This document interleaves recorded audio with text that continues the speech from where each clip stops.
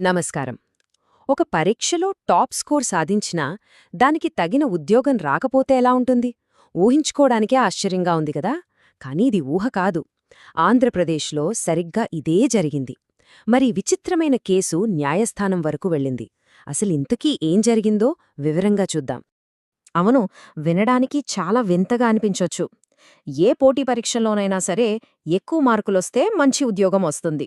ఇది అందరికీ తెలిసిన లాజిక్.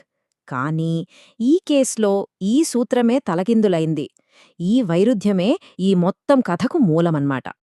ఇక్కడ ఈ స్లైడ్ చూస్తే మొత్తం కథ ఒక్కసారిగా అర్థమైపోతుంది. చూడండి, అభ్యర్థి ఏకి ఎక్కువ స్కోర్ వచ్చింది, కాని వాళ్లకొచ్చింది జూనియర్ పోస్ట్. మరోవైపు అభ్యర్థి బీకి స్కోర్ తక్కువే, అయినా వాళ్లు సీనియర్ పోస్ట్ సంపాదించారు. అసలిది ఎలా సాధ్యమైంది? ఈ అన్యాయానికి కారణమేంటో లోతుగా చూద్దాం. ఈ కథంతా 2025లో మొదలైంది. ఆంధ్రప్రదేశ్ ప్రభుత్వం మెగా డిఎస్సి పేరుతో ఒక భారీ ఉపాధ్యాయ నియామక ప్రక్రియను చేపట్టింది. రాష్ట్రవ్యాప్తంగా వేల పోస్టులు, ఎంతోమంది ఆశావహులు, అందరూ ఎంతో ఆశతో ఈ నోటిఫికేషన్ కోసం ఎదురుచూశారు. ఇక్కడ మనం 2 రకాల పోస్టుల గురించి తెలుసుకోవాలి. ఒకటి స్కూల్ అసిస్టెంట్, అంటే ఎస్ఏ, ఇది సీనియర్ పోస్ట్. రెండోది సెకండరీ గ్రేడ్ టీచర్, అంటే ఎస్జీటీ, ఇది జూనియర్ పోస్ట్. సాధారణంగా ఎస్జీటీగా పనిచేసిన వాళ్లే ప్రమోషన్ మీద ఎస్ఏ అవుతారు. సో సహజంగానే ఎస్ఏ పోస్ట్కి ఎక్కువ డిమాండ్ ఉంటుంది. ఈ కేసు ప్రయాణాన్ని ఒక్కసారి గమనిస్తే ఏప్రిల్లో నోటిఫికేషన్ వచ్చింది, అంతా బానే ఉంది. జూన్లో పరీక్షలు కూడా జరిగాయి.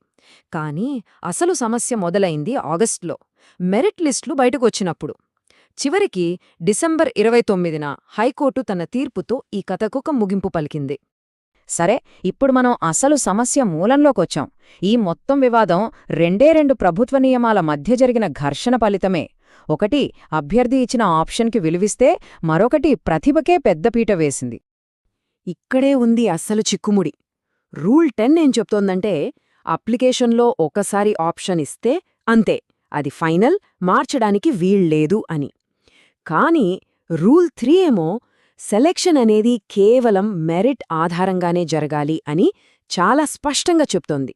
చూశారా, ఒకే నోటిఫికేషన్లో ఒకదానికొకటి సంబంధం లేని, పూర్తిగా వ్యతిరేకమైన 2 నియమాలు. ఈ పరిస్థితిపై ఉపాధ్యాయులు కోర్టులో తమ ఆవేదనను ఈ ఒక్క మాటతో చెప్పారు: ఇక్కడ మా మెరిట్ ఓడిపోయింది, మేము పెట్టిన ఆప్షన్ గెలిచింది అని. వాళ్ల దృష్టిలో ఇది చాలా స్పష్టమైన అన్యాయం. ఇంత సంక్లిష్టంగా ఉన్న ఈ లీగల్ ప్రాబ్లంని కోర్టు ఎలా పరిష్కరించింది? ఈ కేసును విచారించిన జస్టిస్ న్యాయపతి విజయ్ ఈ వైరుధ్యాన్ని ఎలా పరిష్కరించారో ఇప్పుడు చూద్దాం. న్యాయమూర్తి వాదన చాలా స్పష్టంగా 4 స్టెప్స్లో ఉంది. 1, అవును, ఈ 2 రూల్స్ మధ్య క్లాష్ ఉందని ఒప్పుకున్నారు. 2, ప్రభుత్వ నియామకాల అసలు లక్ష్యమేంటి? అత్యంత ప్రతిభావంతుల్నెంచుకోవడమే కదా అని నొక్కి చెప్పారు. 3, కాబట్టి మెరిట్ను సపోర్ట్ చేసే రూల్ 3కే ఎక్కువ విలువ ఇవ్వాలి అన్నారు. ఇక చివరిగా, అసలు మార్కులెలా వస్తాయో తెలియకుండా అప్లికేషన్ టైంలో ఇచ్చిన ఒక ఆప్షన్ వాళ్ల ప్రతిభకు అడ్డంకిగా మారకూడదు అని చాలా క్లియర్గా చెప్పారు. ఈ నిర్ణయం కేవలం ఈ నియమాలకే పరిమితం కాలేదు. న్యాయమూర్తి సుప్రీంకోర్టు పాత తీర్పులను కూడా పరిగణనలోకి తీసుకున్నారు.